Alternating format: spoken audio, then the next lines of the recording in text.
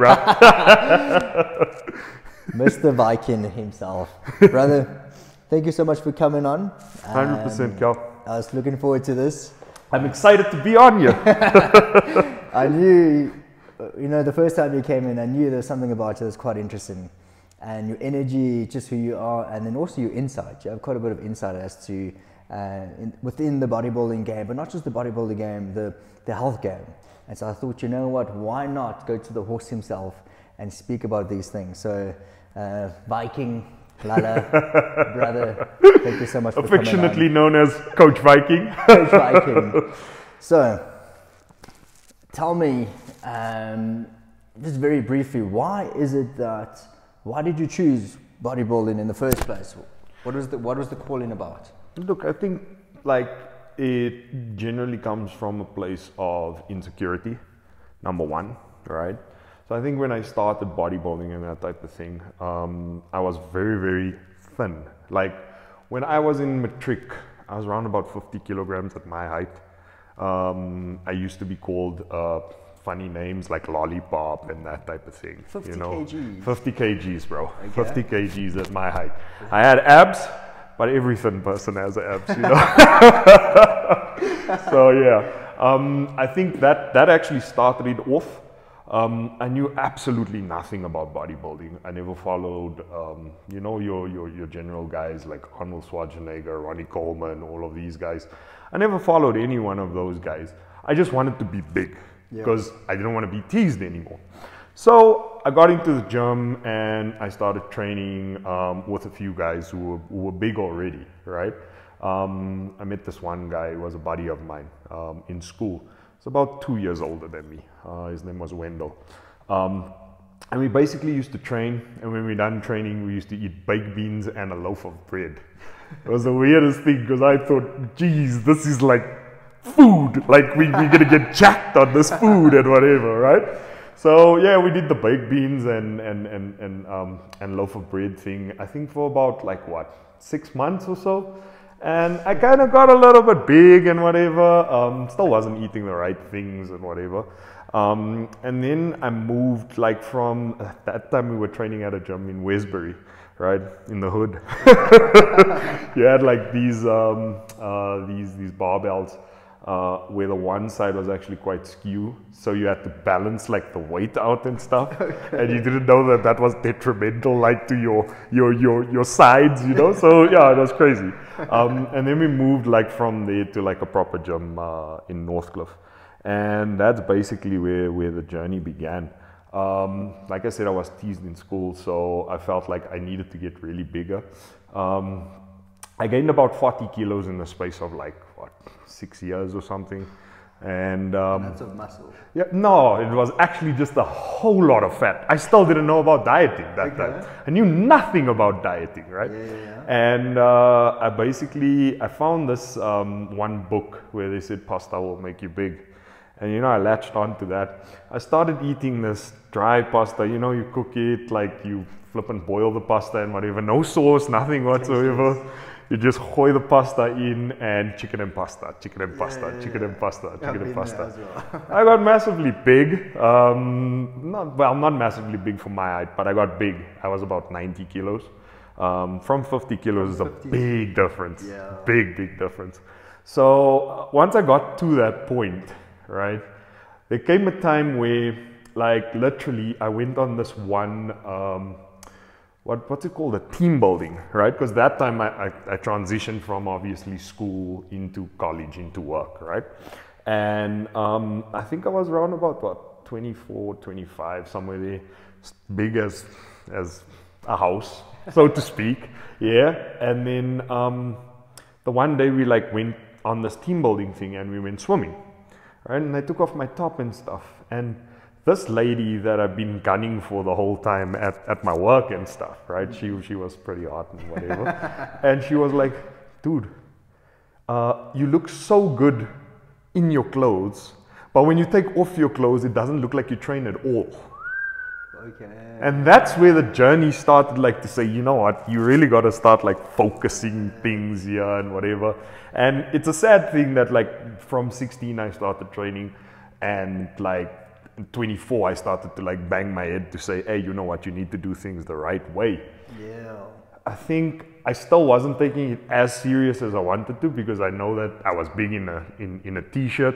Most of the time you don't see me out of a t-shirt. Yeah. But like, we then transitioned, we moved from Northcliffe. I think that gym closed down. They reopened now recently. We then went to Virgin Active. Very reluctant to go to Virgin Active because obviously you thought it was like a Planet Fitness that time. You were at a hardcore gym and you wanted to go like to this Virgin Active and whatever. Yeah. So anyway, started training there, and I never met this one dude, but I actually saw this one dude who eventually became my coach. His name's Shanti Mitchell. Right? Is that the guy that you showed me previously? Yeah, that's the dude. Amazing dude, right? Yeah. I hated that dude the first time I saw him. I was like, geez, why is this dude so big and everybody's looking at him and whatever. But the funny thing is that when I got to know him, he was the most humble person that like I ever met.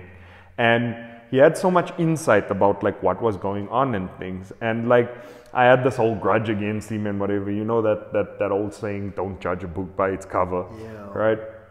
The one day I just went up to him and I went to go and talk to him, and I was like, dude, you're so big. How do you get so big and so cut and so ripped and whatever? And he was like, no, he competes. And like, it like clicked to me to say, you know what, I need to put a carrot, something in front of me in order to get to that goal, so I can like mold my body to the way that I want it to be.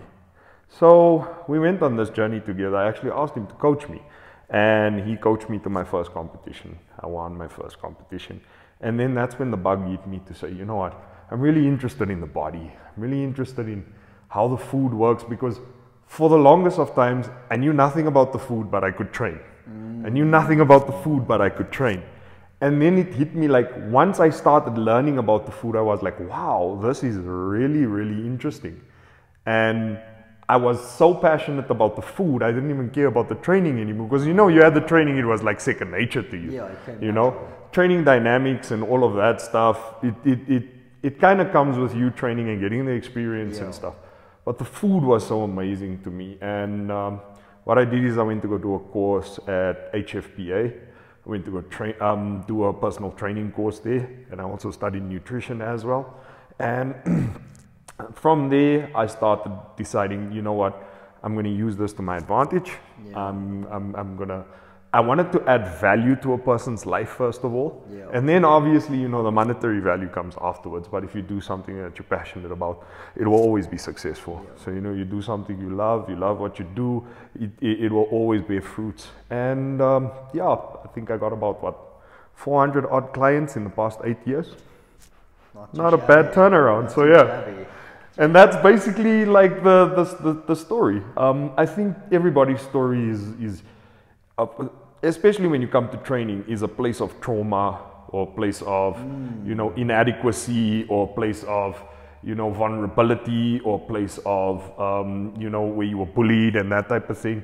And I mean, that builds ein, and that builds you know, character, and it also builds discipline. So absolutely. I mean, just from my experience coming across a lot of bodybuilders, you guys are the most gentle souls I've ever met. You know, you guys are so sincere, very down to earth. Don't tell no one, Cal. Come on. Off the bat, you're like, we got reputations to uphold. No, I'm joking. But you know, but honestly, because when you come across, you're this big guys, and you think, yes, it's quite daunting. But the minute you start to just chat to them, it's like they're the most sweetest, gentle, kindness, all those lovely things that you know you want someone to be, and that's exactly who you guys are, and that's exactly who you are. A very sincere, very gentle, very authentic person. Thanks, and I think that's awesome, and it's quite refreshing, because you don't really get too many of those people, you know. But what's quite interesting is, it seemed as if you came across this guy, and that's when obviously this whole thing started going in an upward trajectory. Now, mentorship is something that I firmly believe in.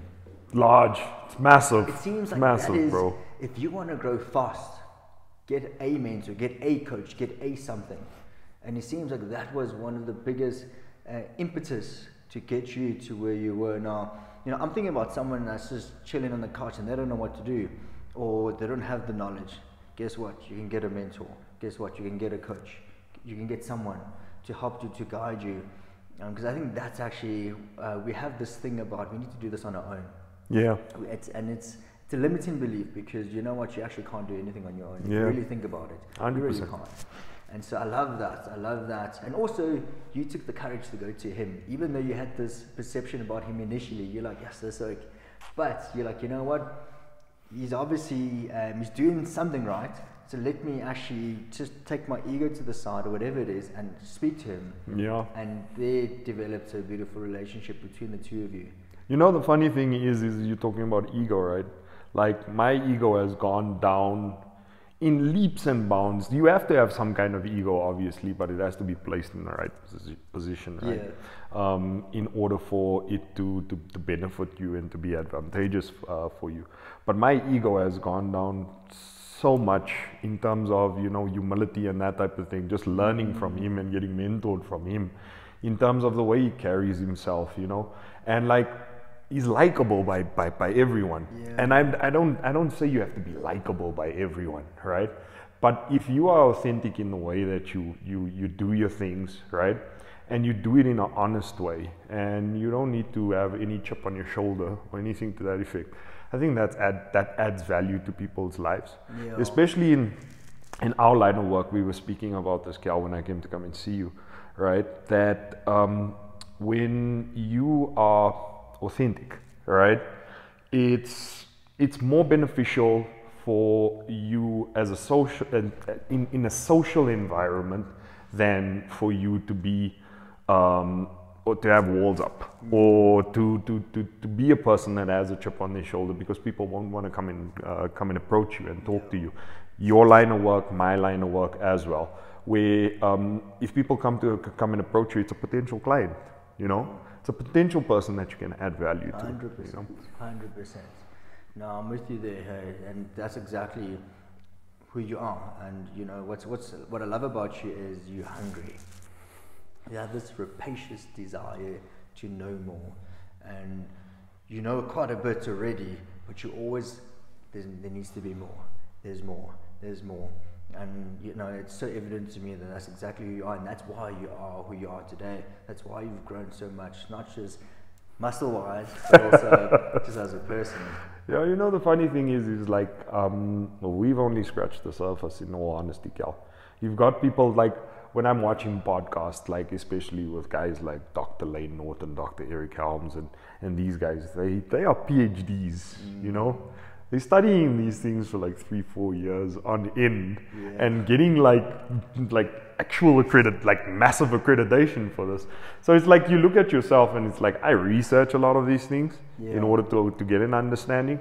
But these folks actually like do thesis and they do case studies and that type of thing, which is excellent, right? And it kind of like humbles you to say that, you know, you don't know everything. You can always learn from someone else. Yeah. And that has been my key takeaway from Shanti, aside from the humility, right? Is that you can always learn from someone else, right? And I know I speak a lot, but it's like when you're listening, it's like you learning something, as opposed to when you're talking. That's all of your knowledge that is being imparted on somebody else. Absolutely. But if you're listening, you can always learn something, and that's the reason why I actually changed my my normal physio to you, because your insight that you give me on something that I'm also passionate about, the body, right, is second to none. So yeah, I love that, dude. Let's speak about the body. Let's do this. Let's go in this rabbit hole. So you've been gymming now for quite a number of years, and you know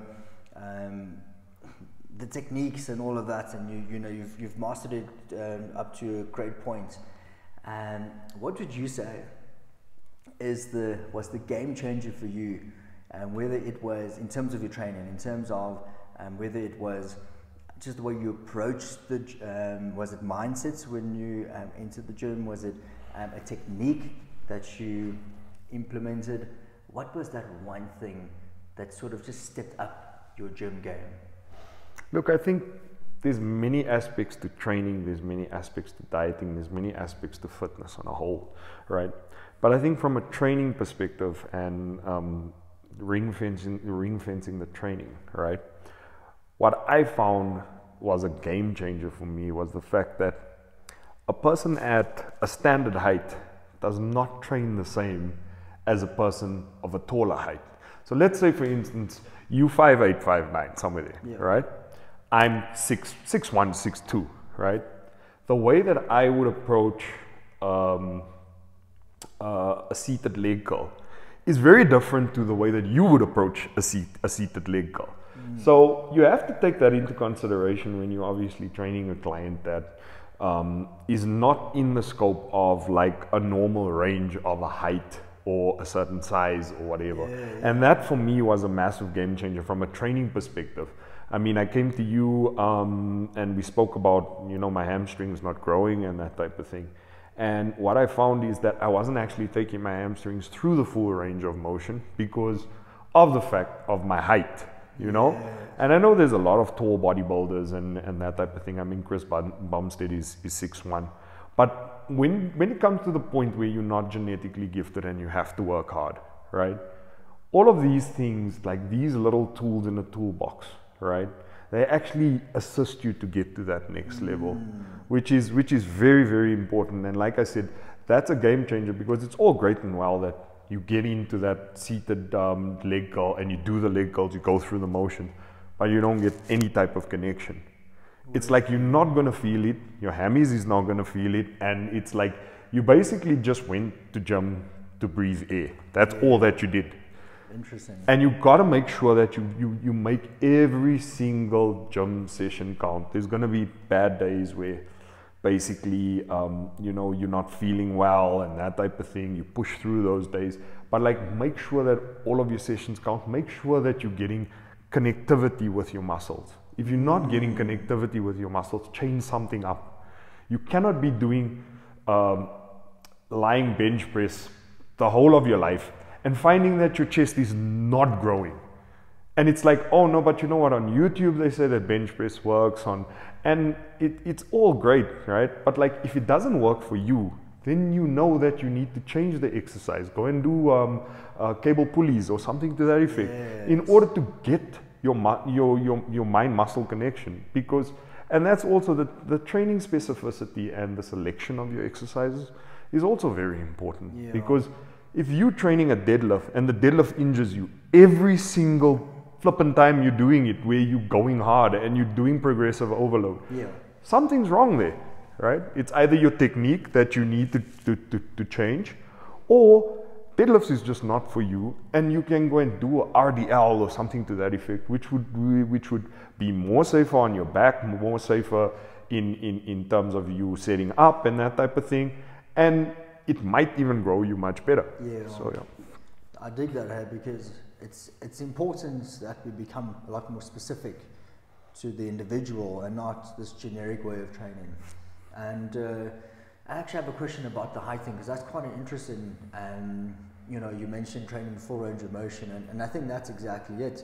We sort of assume that everyone goes through a similar range of motion, where for a tall person versus a short person, it'll be not completely different, but it'll be a lot different. In terms of the way that we should train. Now, you know, while you were talking, the thing that came up for me was genetics. And a lot of people have this thing about, oh, Kaylin, I have small calves, nothing's going to help. Genetically, I got the short end of the stick there. Like, how big does genetics play in the bodybuilding game and just the sculpting game in terms of just improving your body? How much say does genetics actually have? And can we actually, you know, go beyond the genetic imprisonment? Look, I think from a point of view of personal training and obviously coaching, right? There's two different types of individuals that you get within the coaching range, right? Well, there's many types of individuals, but you get two types of clients, right? You get a client that wants to compete and that wants to take it to the next level, right? Like in terms of, you know, I want to take this to the ultimate max that I can, right? Then you get your lifestyle client. The lifestyle client is, oh, you know what? I just want to look good when I go to the beach. I want to, you know, I want to feel healthy. I want to look good with my top off, that type of thing, right? I think genetics plays more of a bigger role where a person is trying to compete and trying to get to that next level. Because if you are genetically gifted, right, it's gonna take a faster, it would be a faster way of you getting to the actual goal, as opposed to a person that's not genetically gifted that works hard. So I'll give you two perfect examples, right? In my era of when I was actually watching bodybuilding, like, you know, professionally and that type of thing, right? You get Kai Green and you get Phil Heath, right? Phil Heath is a gifted athlete. He's got round muscle bellies, absolutely, you know, there's absolutely no flaws, right? Kai Green is a hard-working bodybuilder, right? With obviously some genetic gifts. You have to have some genetic gifts in order to get to that level, but not as gifted as Phil, right? Phil had this great quote, right? Like Kai always says, keep your gifts, I work hard, right? And then Phil came with another quote saying that when gifted athletes work hard, there's no one that can beat them.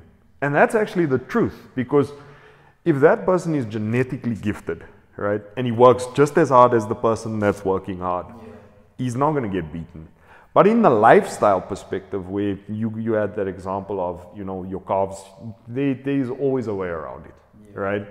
You can always work to improve your carbs. Obviously, you might not have the greatest carbs in the world if you are not genetically gifted in your carbs. I know I'm genetically gifted in my carbs, so yeah. I'm not genetically gifted anywhere else, but yeah. but that's the thing. It's like if your structure just doesn't allow for you to have the carbs, work hard at it. You know, you're gonna get an improvement of it. It's not gonna be at the top echelons, but you're gonna get an improvement. There's always a way to improve yourself, come by hook or by crook, you know, so yeah. So during the course of the podcast, my mic stopped working for some reason, and so from now on I'll be doing a voiceover. So briefly, what I was saying here is, even if you don't have the genetic makeup, hard work will get you to where you need to be if you're willing to do the work. Steroid usage is always going to be a taboo topic to chat about, but I want you to tell me, what are some of the misconceptions when it comes to steroid usage and things that we should consider if we are wanting to go down this path? Look, I think the first misconception is that you have to take copious amounts in order for you to get jacked. When taking copious amounts is actually detrimental to you, right? So there's always a starting point, and what you find, like on these bodybuilding podcasts and stuff now, that the whole tabooness has been alleviated a little bit, where the guys are talking about it a little bit more freely, right?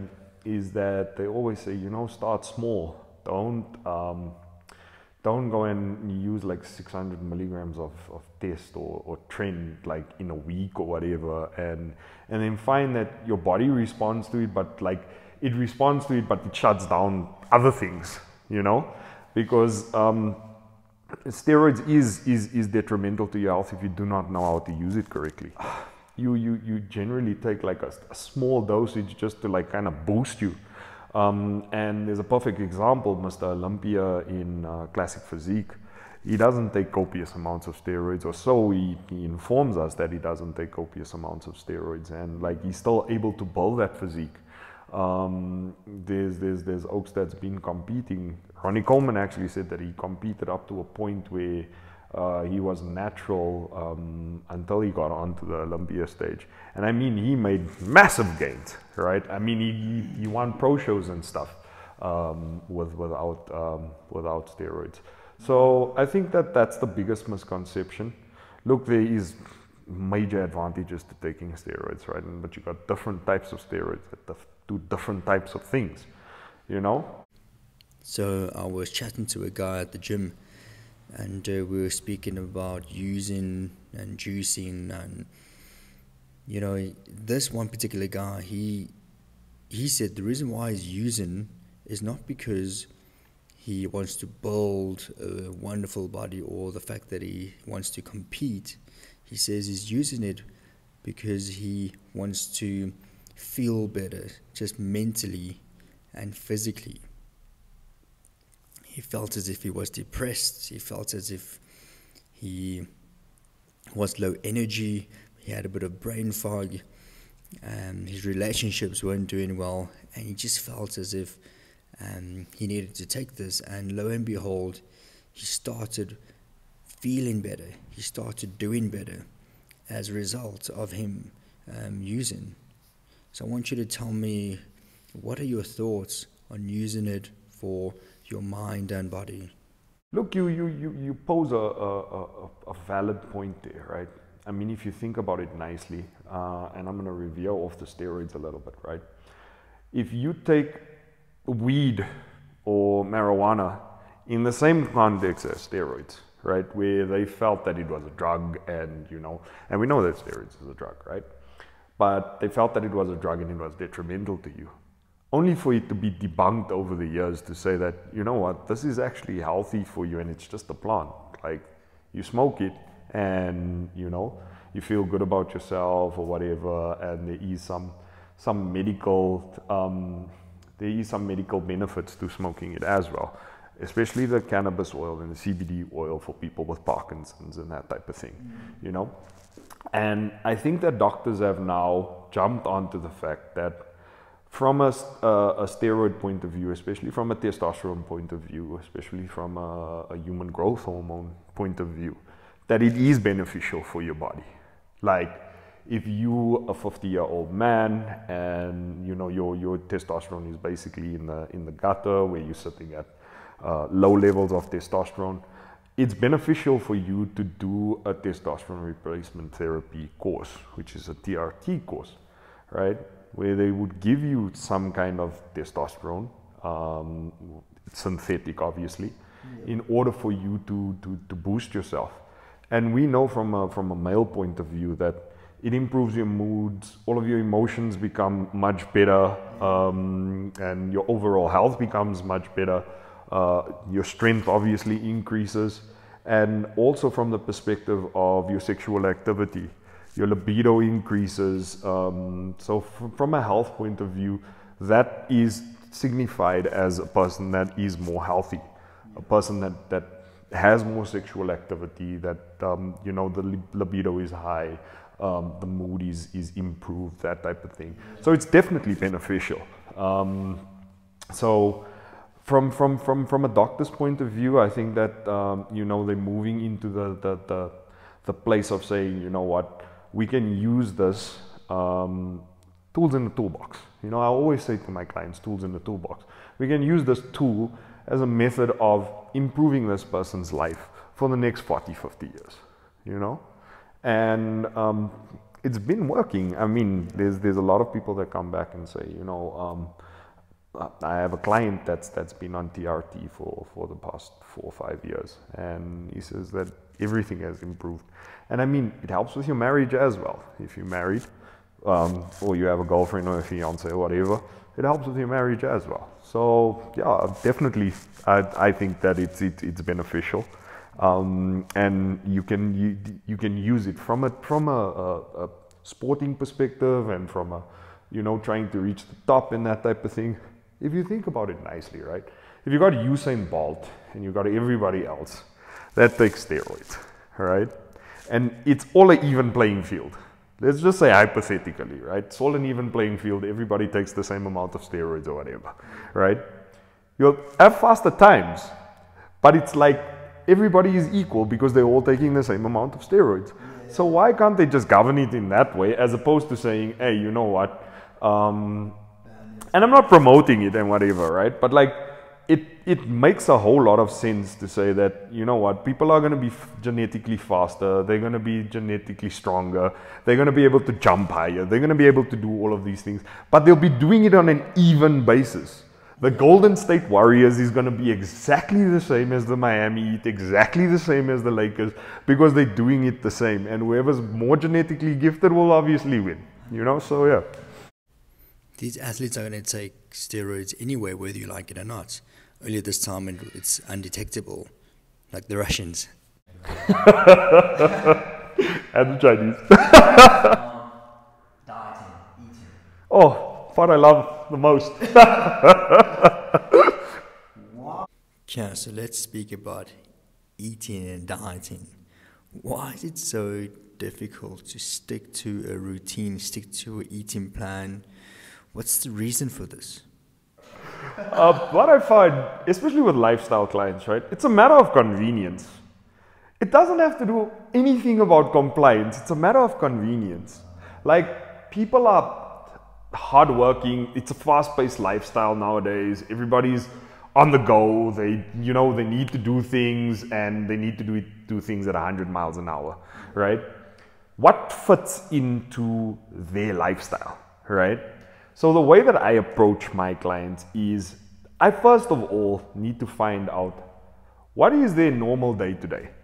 How do they eat normally day to day, right? So if you got a person that's eating once a day, right? And it's just a hypothetical example. What you would do is you would take that person and you would say, okay, you eat once a day. When do you eat, right? Okay, I eat between this time and that time, right? Immediately it clicks to me, tools in the toolbox, right? Use the technique of intermittent fasting. All right, so we'll do it in this way, right? Where you will fast for a period of this time, right? And then when you need to eat, this will be your feeding window. But what I'm going to do is I'm going to include this, and this, right? So let's say, for instance, the guy is eating like a chicken curry or whatever, right? With like 10 grams of protein or whatever. He's not sustaining enough protein in order for him to sustain his muscle. So I'll be looking at that, but I will also be looking at what is convenient for you, right? And once we get to that convenience from a lifestyle perspective, right, then we work on that. Yeah, true. When a person's competing, you're behind his mind. Yeah. In other words, you will do what I tell you. It's as simple as that, right? Because basically, you need to get to that next level. So you need to do things like amino pulsing. You need to do things like nutrient timing. You need to do things in a way that would be most beneficial for your body, right? So the whole convenience and lifestyle thing goes out the window, right? If we need to eat chicken and broccoli for the next 12 weeks, you need to eat chicken and broccoli. It's as simple as that, right? But from a lifestyle perspective, your client will always want the convenience, because that convenience, right, will lead to compliance. Because the moment it's convenient for him, right, it doesn't take an amount of thinking for him to change anything. Yes, yeah. Then he's like, I can be compliant with this because I've been doing this the whole time. I just need to eat this, which is much more healthier for me. Yeah. But from a convenience perspective, we're still doing the exact same thing that he's doing, you know? And then you'll get like another example where you'll have a client that wants to eat burgers all the time, right? You give them a calorie budget. It's like, okay, we'll give you this calorie budget. Look, the baseline of everything in terms of you trying to lose weight is calories in versus calories out. It's energy balance. Simple as that. It's energy balance. It's the most basic thing. Energy balance, where basically your calories in versus your calories out will account for you losing weight or gaining weight. You're in a calorie surplus, you gain weight. You're in a calorie deficit, you lose weight, right? Then you build on little things in order to get to a point where you want the client to reach their goals, right? So, okay, you want to build muscle, you increase the protein count as opposed to the fats and the carbs, right? Okay, you want to improve their mood, you increase the fat count, you know? Okay, the client is a vegetarian, right? Then you need to obviously remove the meat. Client is a vegan. Client wants to do keto. Tools in the toolbox, right? You will take all of these things and you couple it, and you would do what is convenient for the client. But always in the back of your mind, the baseline is, if I'm giving the client 2,000 calories and they're expending 2,500 calories for the day, guess what? They're going to be losing weight. It's the intricacies when you've done losing weight, and it gets to the point where now I want to lose body fat percentage, I want to gain muscle. Then it becomes more about what macros are you using, what type of percentages of the macros are you using, how are you using the macros, that type of thing, you know?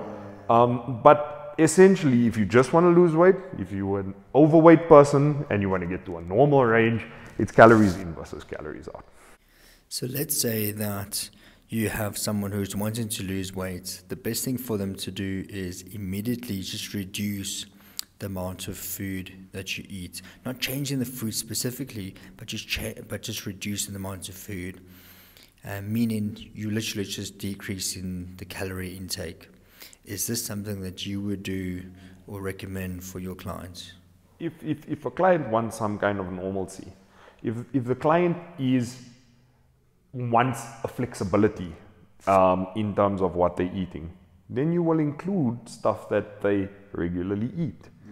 And there's a great hack in terms of including a cheat meal, right? There's also stuff like carb cycling, where you can eat more carbs on a specific day and you eat less carbs on another day. Or you can have low days and high days, you know, where the client says, Monday, Tuesday, Wednesday at work, I'm not really eating that much and whatever, right? But Thursday, Friday, Saturday, and Sunday, right? I'm actually going to eat a little bit more. Yeah. Then you have like your low days on Monday, Tuesday, and Wednesday, right? And you have your a little bit higher days on. So I work on me specifically. I work on a calorie budget over a week.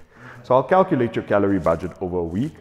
There's a lot of apps that can do that. So I think the baseline around being healthy is, first of all, understanding what is your maintenance calories for your specific weight, right? If you are 100 kilograms, what is your maintenance calories, number one, right? And then you can go in the direction you want to go. Do you want to lose weight? Do you want to gain weight, right? So when you want to lose weight, right, the most moderate calorie deficit that you can put yourself in, considering all of the other things, like in terms of, you know, you're a lifestyle person, and you don't want things to be aggressive, you don't want to feel like, you know, you're dieting and whatever, you put yourself in a 500 calorie deficit. So as opposed to you eating 200 grams of basmati rice, you pull it down to 150 grams of basmati rice when you're eating your curry. You should always think with dieting, slow is the way to go. You should never ever think, you should never ever think from a dieting perspective that you want to lose 10 kilograms in a week, because your body will fight you, and eventually your body will win, because you'll start binging and you'll start wanting to get back to the nice thing about being slow and moderate and that type of thing, right, is that you gradually see changes, but your body adapts. As your changes go, your body adapts. Now you're shocking your body so to the point where it's like, no, I need to get back to where I was. You know, your body is a very clever thing. I actually talk to it sometimes. So but from a dieting perspective, your body loves routine. So if you're eating chicken and rice all of the time, your body is going to be really happy with you eating chicken and rice. Obviously, if you have the right calculations in terms of what calories you need to eat. So if you get to a point where your body is so attuned to eating ground beef and sweet potato, for instance, right? And you can see that you can see major differences, like like from looking in the mirror, right? You'll stay with that because your body actually likes routine. But if you shock your body by saying, hey, I want to lose 10 kilograms in a week, yes, you can. I don't think you can, but yeah, you have to do like funny things, right? I think the most I've seen a person lose was 5 kilograms, but that's when you morbidly overweight, right? It's mostly water, right? You just increase the person's water. When the person drinks a copious amount of water in a calorie deficit, you'll see that fat come off. But it's kind of a delusion, because after that the hard work begins, you know.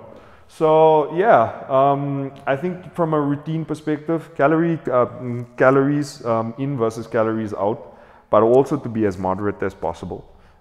When people are trying to lose weight, they tend to eat very, very little because they think they'll lose the weight if they eat less. Why is this not true? Your body goes through something called adaptive thermogenesis, right?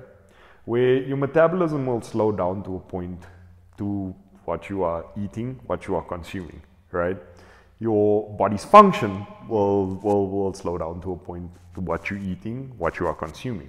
And basically it goes into, we used to call it survival mode, where your body won't react to anything that you're doing because you're not giving it enough nutrients in order for it to do its normal functions, and then obviously to improve itself. So it will hold on to. So once it goes into survival mode, right? Think of a caveman, like back in the day or whatever, right?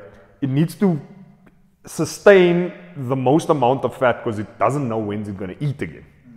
So your body will go into that mode to say, hey, you know what? I need to store as much fat as I can. And I see it more and more with clients that don't want to eat, right? The moment I give them a protein shake or just some kind of protein, whether it be like just 50 grams of protein or 100 grams of protein, it doesn't actually matter, right?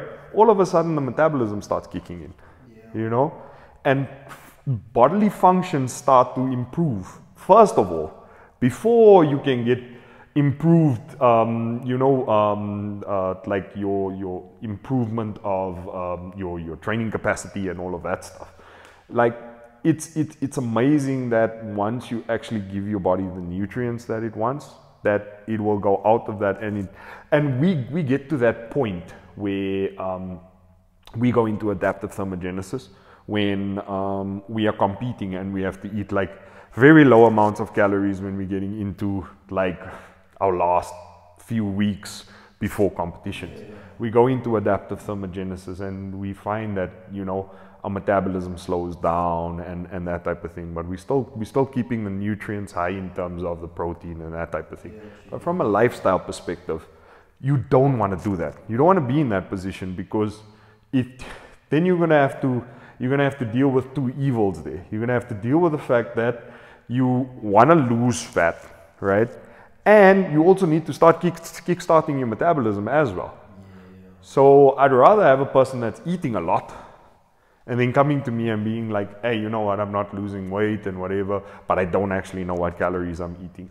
And then just putting me in a calorie deficit, as opposed to a person that I first need to kind of like massage into first, getting her metabolism up or his metabolism up, and then starting to actually put the diet into place. So yeah.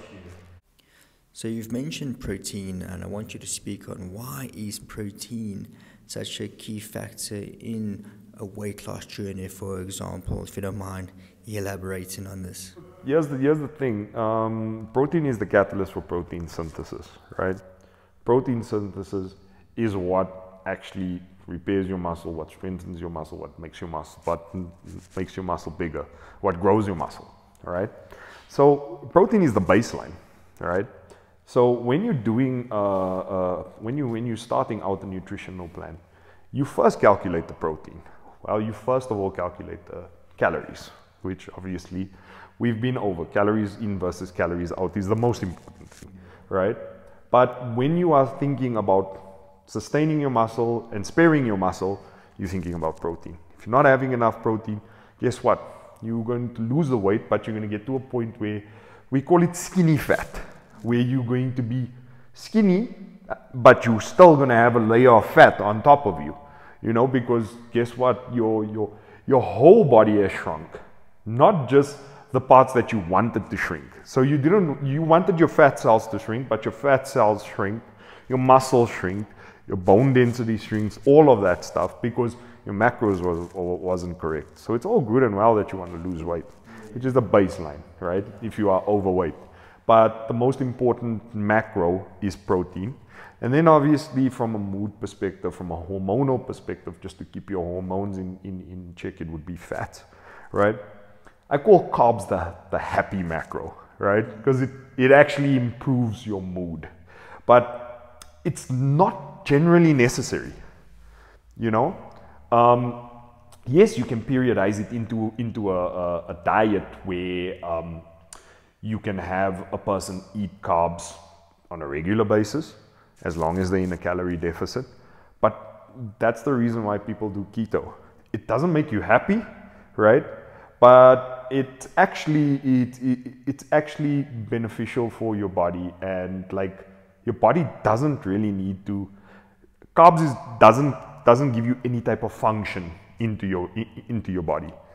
Obviously, if you want to grow muscle and you want to get to the next level from a training and competing perspective, then carbs is essential. You know, when you go off season and you want to build as much tissue as possible, you know, carbs give you that energy, gives you that glucose, it gives you that glycogen and everything. So when you need to repair your muscle tagged with protein, right, it will repair your muscle much faster. But when you're going in a lifestyle point of view, right, and you're not training and whatever, then basically you need protein and you need fat. Carbs is the happy macro. So we know carbohydrates is not the best thing, particularly if you're wanting to lose weight. Now, when it comes to you advocating your eating plans, do you tell people to cut out carbs completely to get rid of the destruction of carbs? What do you do? Look, I hear you, Kel, but like convenience, right? Also, like convenience helps with compliance, right? What's convenient is being happy. What's convenient is eating foods that make you happy, you know? So if like you eat a chicken and mayo sandwich every day for lunch, right? And that makes you happy, right? I'm going to put that in your diet from a lifestyle perspective. I'm going to put that in your diet. I'm going to be like, you like that chicken and mayo sandwich, right? What's in that chicken and mayo sandwich? Okay, there's bread, there's this, there's that. Okay, now from a perspective of the calories and from a perspective of the grammage of the macros, the makeup, what is in there? Okay, there's 10 grams of carbs because of the chicken, whatever. There's 10 grams of protein because of the chicken. There's 10 grams of carbs because of the bread. There's a little bit of fat because of the mayo. So we can actually just put this in, right? You put that in, coupled with, hey, you know, you're gonna have 3 eggs or whatever at the start of your day and whatever, start your day off right, because you weren't eating breakfast or whatever. And then you kind of like include his chicken and mayo sandwich into that diet so that he can be compliant because it's convenient. And there just happen to be carbs in there. Most of the foods will have carbs in, right? What I found, and I haven't done any research on this, but what I found is that foods that are high in carbs, especially your takeout foods, they're actually very high in fat and not dietary fat, bad fat, saturated fat, you know? And that is actually what makes you fat, right? It's not the carbs, because if you take that out, right, and you actually just remove the bad fat, and let's say, for instance, you take fried chips, right, as opposed to sweet potato chips. Same carb count and whatever, less fat, right? This is fried, this is grilled, right? That's gonna, the sweet potato chips, though it has the same amount of carbs, it's gonna be more healthy for you because there's less bad fat in there, as opposed to having like a oily fried chips from McDonald's or whatever, you know? This is not going into a completely different discussion, because now it's we're not exposing that a calorie is not just a calorie. Yeah. You have a calorie in the sweet potato, normal potato, and they're not the same, or the response in the body will process it a lot more differently, and therefore it'll affect you differently. And I think let's speak about this, because this is actually such an interesting one. So, if you don't mind, just emphasizing why 8 calories is just not 8 calories if you compare with that example, and also maybe just speak about better choices for people, because I think, you know, if you just focus on calories, you can have 2,000 calories worth of yogurt, and then you only eat yogurt, but it's 1,500. It's, you know, like we want you to eat not only less calories, but good, nourishing food. So, Cal, I did this exercise, the purity diet. I basically ate for a week purity. I got up to like 1,500 calories. Yeah, baby food. So I basically ate purity like for the whole day, right? But I was in a calorie deficit, so I still lost weight, right? But like my muscle, it took a toll on my muscle, it took a toll on my mood, it took a toll on everything, because obviously you're eating the same damn thing all the time, you know? Now, the two dynamics again, lifestyle, competing, right? From a lifestyle perspective, right? A calorie is a calorie, in essence, right? Because if you're eating 2,500 calories of this and 2,500 calories of that, and your main goal is to lose weight, right? And your maintenance is 3,500 calories, you are going to lose weight. That's your goal achieved, right? But if your goal is to look like flippin' Chris Bumstead or whatever, right? In the lifestyle, it's still in the lifestyle dynamic, right? You're gonna need to increase your muscle. You're gonna need to increase your training capacity. You're gonna need to increase that. So in terms of that, then you gotta say, hey, you know what? I'm rather gonna choose a sweet potato over fried chips from McDonald's, even though they're the same type of carb, right? But this one has more fat, right? This one has more bad stuff in it. This one has more good stuff in it. So where you're looking at, and there's a sliding scale as well from a protein perspective, right? If you want to obviously be jacked and you want to gain more muscle, and you want to get to a point where you're off season and it doesn't really matter how huge you get, whether there's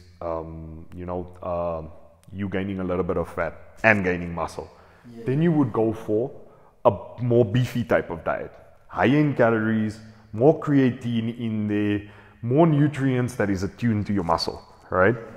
Then there's a baseline protein, which is your chicken, right? You know, it's cheap, it's convenient, it's easy to make, it's easy to eat, whatever, right? That will be your baseline protein. So that protein is kind of like toggling in between the middle, right? And if you get to a point where you now dieting to a point where you need low calories, but you still need to keep your protein high, then you go to the bottom of the scale, which is your fish, right? Your fish is the lowest in calories, right? And will give you like your good fats, like your omega-3s and that type of thing and whatever. But because you're eating a low amount of calories, right, it will be better than your chicken. They're all great sources of protein, don't get me wrong. They're all great sources of protein. But it's all a matter of calories. So where you have a normal steak, 100 grams, 250 calories, right? You will have like your chicken, where you have 100 grams, I think it's like 127 calories, right? And then you've got your fish, 100 grams, 67, somewhere to that effect, calories, right? You can see the difference, right? There's a big difference. So it's like where you are eating 250 calories on your steak diet, right? You're actually eating 4 times less or 3 times less the amount on the fish diet. So you can actually eat more fish, you know?